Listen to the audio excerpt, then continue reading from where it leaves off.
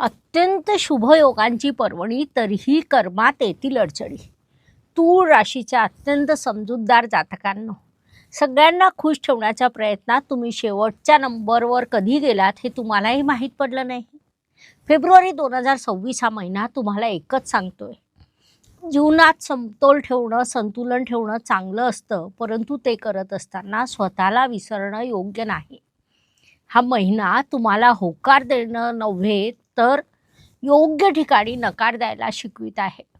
तूळ रास म्हणजे समतोल साधणारी बुद्धी, नात्यांना जपणारी वृत्ती आणि गोंधळातही शांतपणे निर्णय घेणारी शक्ती होय. तूळ रास वाद जिंकत नाही, वाद मिटवते. समतोल राखणं म्हणजे दुर्बलता नाही, तर तेच खऱ्या अर्थाने शक्तीचं लक्षण आहे. जो स्वतःला केंद्रात ठेवतो तोच जगाशी न्याय करू शकतो.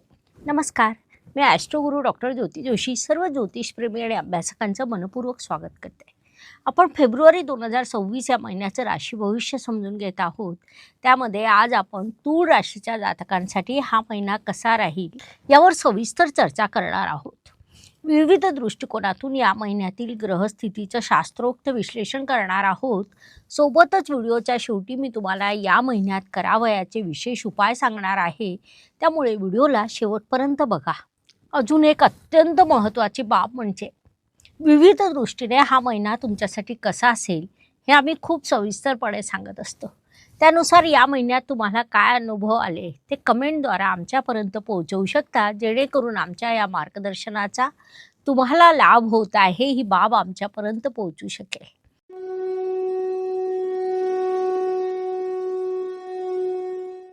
व्यक्तिमत्वाच्या दृष्टीने आपण जेव्हा विचार करतो तेव्हा राशी स्वामीची स्थिती महत्त्वाची ठरते.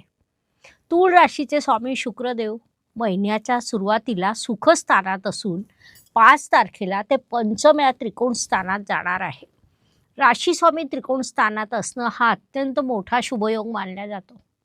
व्यक्तिमत्वाला सकारात्मक करणारा योग मानला जातो. या योगानंतर तुमची निर्णय क्षमता वाढेल, नात्यांमध्ये स्पष्टता येईल, अनेक पद्धतीने यश मिळेल, तुमच्यात क्लिअरिटी येईल, उत्साह देखील वाढेल. थोडक्यात तुमच्या व्यक्तिमत्वाला प्रगल्भ व संपन्न करणारा हा महिना असेल, म्हणून या काळाचा सदुपयोग करा. धन कुटुंब वाढी या दृष्टीने विचार केला असता तूळ राशीसाठी मंगळदेवाची स्थिती महत्त्वाची ठरते, कारण ते तुमचे धनेश आहेत. मंगळदेव या काळात सुखस्थानात जाऊन उच्चीचे झाले आहेत. अर्थात धन प्राप्त होणं, धनातून सुख प्राप्त होणं या दोन्ही गोष्टी इथे दिसून येतात.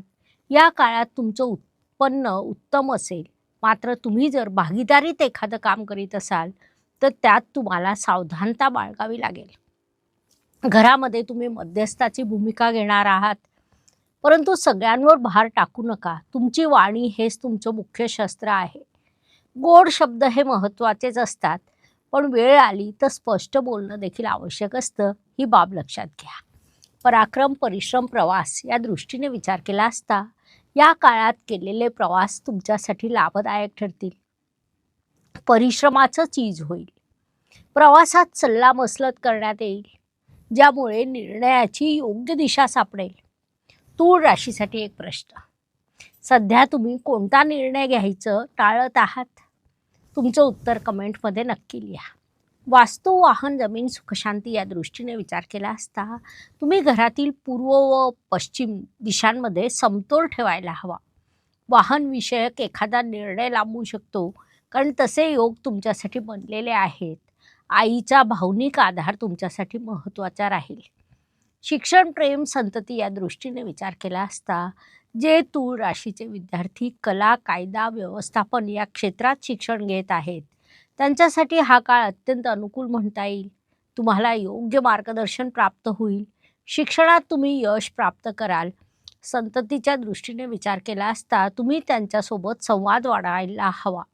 भावनिक समज आवश्यक आहे. प्रेमात स्पष्टता ठेवा. गैरसमज निर्माण होऊ देऊ नका.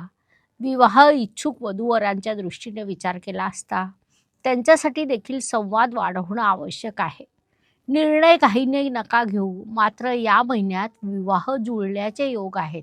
वैवाहिक सौख्याच्या दृष्टीने विचार केला असता जोडीदाराची इतर व्यक्तींशी तुलना करणं टाळा. ते तुमच्या वैवाहिक सौख्यासाठी अत्यंत आवश्यक राहील. थोडक्यात या सर्व दृष्टीने हा काळ सकारात्मक म्हणता येईल. या काळाचा सदुपयोग करा.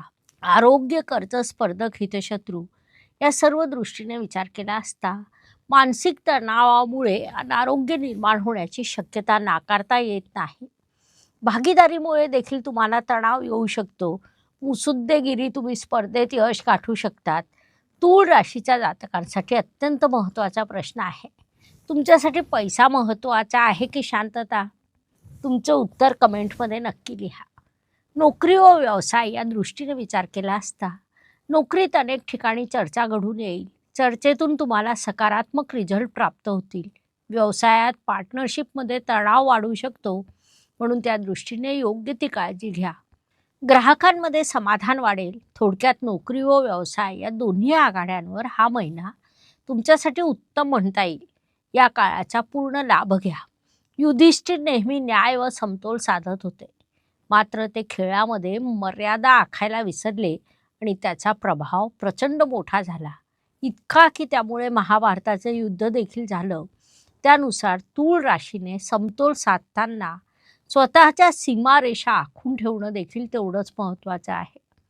ज्येष्ठ नागरिकांच्या दृष्टीने विचार केला असता तुमच्यासाठी संयम आणि सल्ला या दोन गोष्टी अत्यंत महत्त्वाच्या असतात.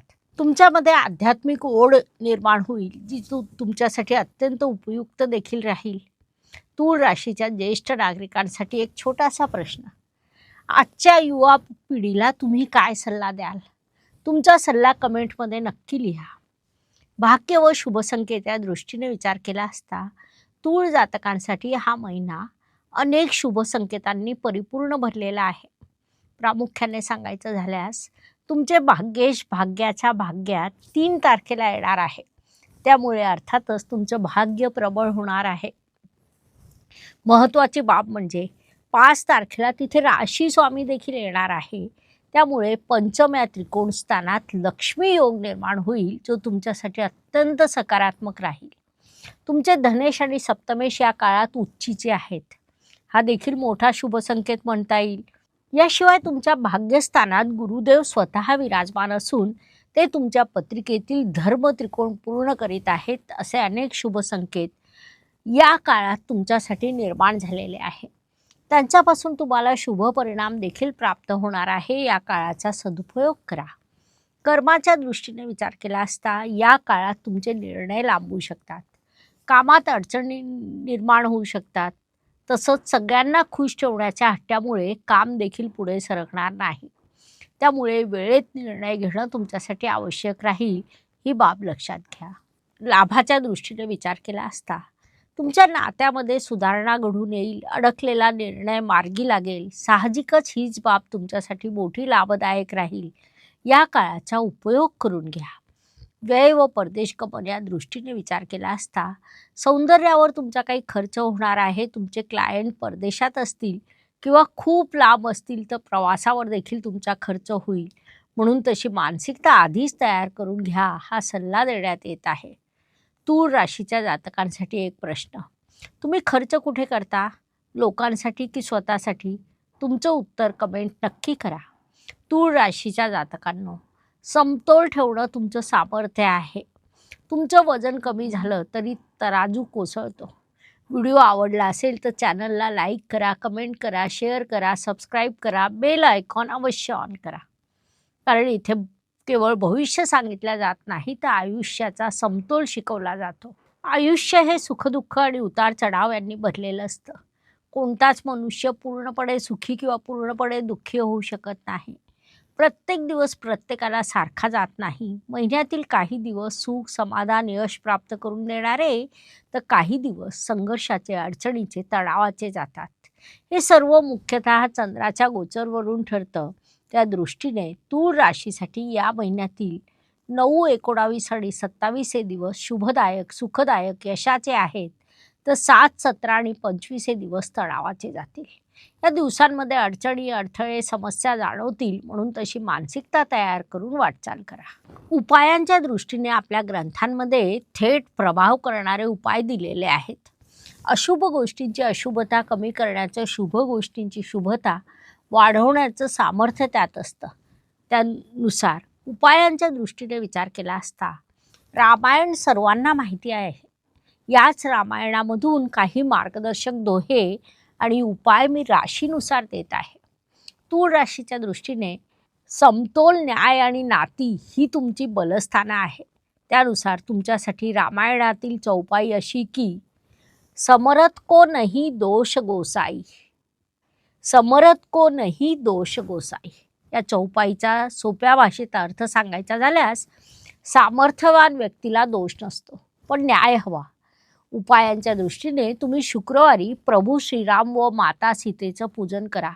नात्यांमध्ये स्पष्ट संवाद ठेवा. निर्णय घेण्यात टाळाटाळ नको. तसंच शुक्रवारी स्वतःसाठी किंवा जोडीदारासाठी गुलाबाचं फूल घ्यायला हवं. यामुळे नातेसंबंधात गोडवा वाढेल. ब्रेसलेटच्या बाबतीत सांगायचं झाल्यास तूळ राशीच्या जातकांसाठी रोज कॉर्टज ब्रेसलेट अत्यंत उपयुक्त आहे. ते घ्यायचं असल्यास डिस्क्रिप्शन बॉक्समध्ये लिंक दिलेली आहे, तुम्ही ऑनलाईन मागवू शकता.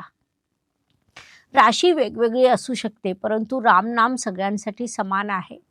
रामनाम कधीच बदलत नाही, म्हणून सर्व राशींसाठी एकच मंत्र, तो म्हणजे ओम श्रीरामाय नमः.